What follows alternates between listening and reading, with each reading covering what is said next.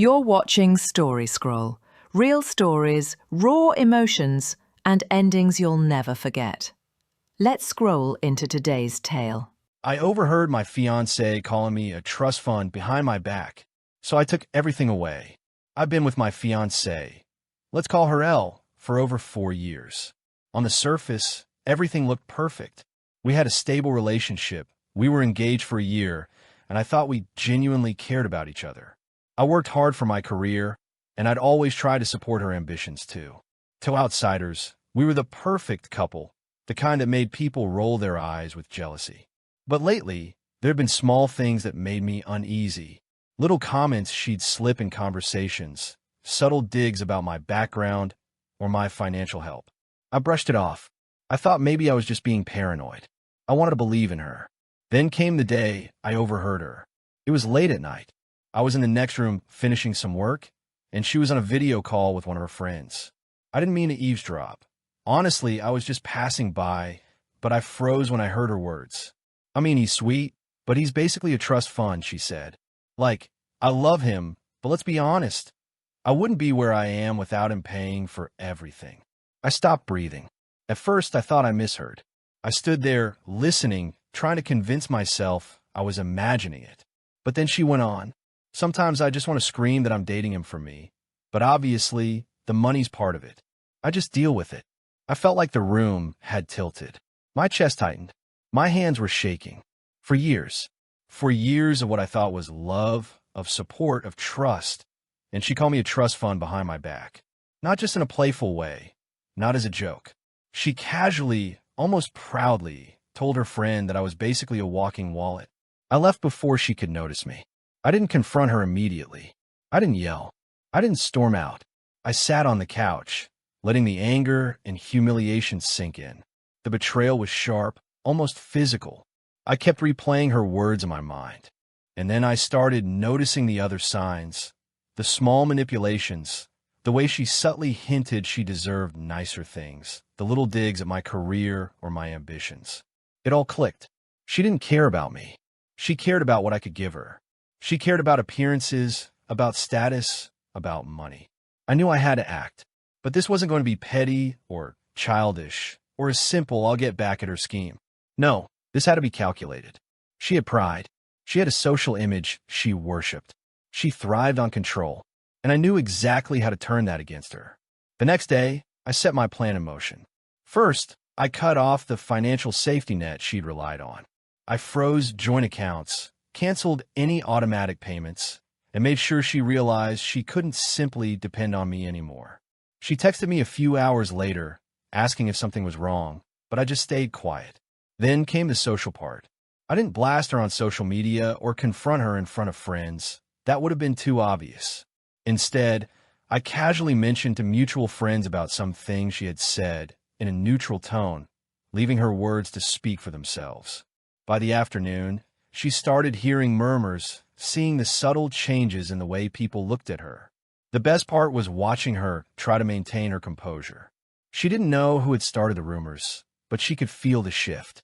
The whispers, the awkward glances, the small smiles from people who knew what she had said about me. It all got to her. She was finally tasting a little of the humiliation she thought she could dish out with impunity. And then there was the professional side. She worked in a small company where reputation mattered more than anything. I didn't have to do much, just a few strategically placed hints about her attitude toward partners and work ethic. By evening, she was being questioned by colleagues she respected, trying to defend herself while realizing that no one was buying it. By nightfall, I got a text from her. "We need to talk." I didn't respond. I went to bed with a sense of calm I hadn't felt in years. I had taken action, and I knew the storm had begun. The next morning, the messages and calls came pouring in. She was panicked, trying to salvage what little she could. I didn't answer. I watched quietly from the side, knowing she was finally seeing the consequences of her words. The fiancé who had casually called me a trust fund was now scrambling in ways she had never imagined. I don't want this to sound like I'm bragging. I'm not. I just want to make it clear that there's a line, and when someone crosses it, especially when they do it so casually behind your back, sometimes the only way to get closure is to show them the consequences. I don't know how long it'll take for her life to fully recover, or if it ever will. But I do know this. She learned, in the most undeniable way possible, that I am not someone to be taken for granted. The next morning, I woke up to a storm, but I didn't expect it to be this satisfying. Update. I honestly didn't expect to be back this soon, but a lot has happened in a very short amount of time. When I wrote my original post, I had just taken the first steps to distance myself after overhearing my fiancée reduce me to a trust fund in a conversation with her friend. I thought things would unravel slowly. I was wrong. The morning after I froze accounts and pulled back, my phone was already lighting up before I even got out of bed. Missed calls, texts, voicemails, some from her, some from people I didn't expect. Her first message came around 7:12 a.m. Hey, something's wrong with the accounts. Did you change something by accident? Then another. Please call me. Then a third, noticeably less polite. Why aren't you answering me? By the time I finished my coffee, the tone had shifted completely. Panic. Long paragraphs. Voice notes where her voice cracked in ways I'd never heard before. She wasn't angry anymore. She was scared. What really surprised me, though, was how fast it spread beyond just her. By late morning, I started getting calls from mutual friends. Not accusatory, not aggressive, just curious. People asking if everything was okay, if we had a fight, if the wedding was still on. Apparently, she had shown up to brunch with friends visibly shaken, phone glued to her hand, snapping at anyone who asked what was wrong. The woman who prided herself on looking put together was unraveling in public. I didn't jump in to correct anyone. I didn't blast her. I didn't post screenshots. I didn't need to. All I did was calmly answer when people asked me directly. I stuck to facts. I told them I'd overheard something that changed how I saw our relationship. I didn't exaggerate. I didn't insult her. I let her own words do the damage. And once people knew why I pulled back, the shift was immediate. She tried to get ahead of it, of course. I heard later that she told some friends I was being controlling and financially manipulative, that I was punishing her over a misunderstanding, that I'd taken a joke too seriously. That narrative didn't last long. See, I wasn't the only one who heard her talk like that. The friend she'd been on the call with? Apparently not as loyal as she thought. Another mutual friend quietly confirmed they'd heard similar comments before about how I made life easy, how I was a good setup, how she would never struggle as long as she stayed with me. Once that came out, her story collapsed. By that afternoon, she was calling me nonstop. I finally answered one call. Not to argue, not to negotiate, just to listen. She cried. A lot. She said she didn't mean it like that. She said her friend took it out of context. She said everyone says stupid things sometimes. I let her talk until she ran out of words. Then I calmly told her that if she saw me as a resource instead of a partner, the relationship was already over. I reminded her that respect isn't something you apologize your way back into once it's gone. There was silence on the line after that, the kind that tells you someone finally understands or not in control anymore. While all this was happening emotionally, the practical consequences were stacking up fast. At work, things weren't going well for her either. She'd always loved mentioning my name in passing, where I worked, what I earned, how lucky she was. Turns out, when people start questioning your character, that habit comes back to bite you. I didn't call her employer. I didn't have to. Office gossip did what it always does. By the end of the second day, she was being pulled into casual check-ins with her manager. Nothing official, just enough to rattle her. Enough to make her realize her professional image wasn't as untouchable as she thought. Meanwhile, my life got quieter. No jitting, no drama, no frantic energy. I went to work. I went to the gym. I slept better than I had in months. There was something grounding about watching someone who thought they had leverage slowly realize they had none. I won't lie. There was a part of me that felt a dark sense of satisfaction. Not because she was hurting, but because the power dynamic had finally flipped.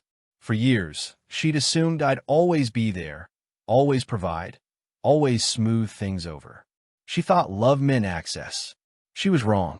The most telling moment came when she showed up at my place unannounced 2 days later. Eyes puffy, mascara streaked, no engagement ring on her finger. She stood there, not yelling, not demanding, just pleading. She asked me if I really meant to throw everything away over a comment. I told her she'd thrown it away the moment she stopped seeing me as a person. That's when it really hit her. Not the money, not the wedding, not the image. The realization that she had completely misjudged me, that I wasn't weak, that I wasn't clueless, that I was fully capable of walking away and taking my support, my silence, and my protection with me. She left without another word. Since then, I've heard she's been spiraling, trying to repair friendships, trying to explain herself to family, trying to figure out what her future looks like without the safety net she assumed was permanent. I'm not celebrating her downfall, but I am at peace with my decision. She thought she could humiliate me in private and still benefit from me in public. Instead, she's learning a lesson the hard way. When you reduce someone to what they can give you, you shouldn't be surprised when they stop giving. By the end of the week, she knew she had underestimated me, but she still had no idea what was coming next. Final update. I didn't think I'd be writing a final update, but after the past few weeks, it feels like closure is finally here. Things escalated faster than I ever imagined, and the fallout from my fiancée, let's call her Elle, has been dramatic to say the least. After my last update, she seemed desperate. She tried to call, text, even show up unannounced a couple of times. At first, I ignored everything. Then, out of curiosity more than anything else, I let her get a few words in during a phone call. Her voice was a mix of panic, pleading, and that old sense of entitlement she's always had. I didn't mean it like that, she started.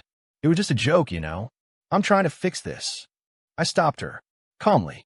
I told her that I didn't need apologies or explanations. What she needed to understand was that she had crossed a line, and it wasn't about money. It was about respect. It was about boundaries. It was about seeing a person as a human being, not a bank account.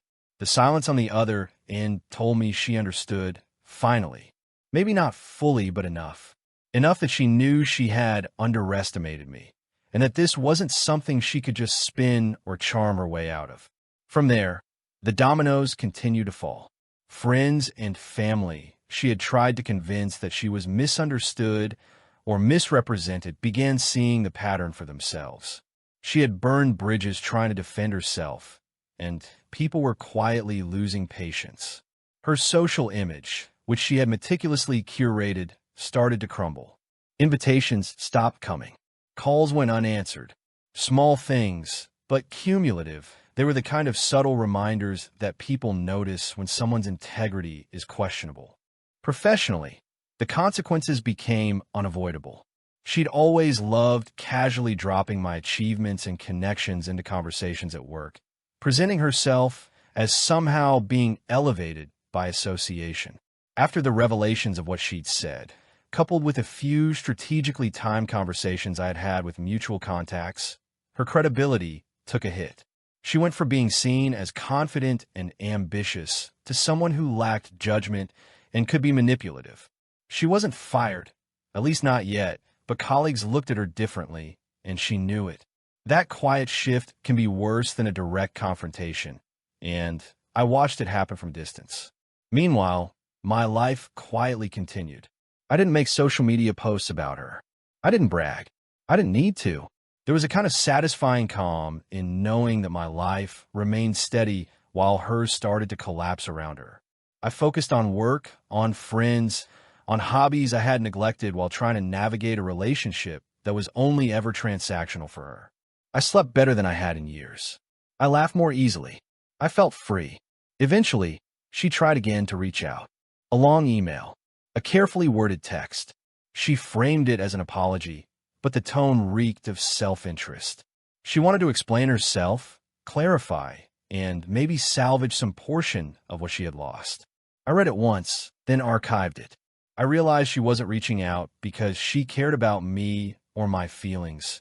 She was reaching out because she wanted her life back the way she thought it should be. And that's when it finally hit me. This wasn't revenge for money. This wasn't about proving I was more valuable than she thought. It was about boundaries, about self-respect, about exposing someone's true colors before investing any more of myself into them. Thanks for watching Story Scroll. Hit that bell and stay tuned for the next story that will move your heart.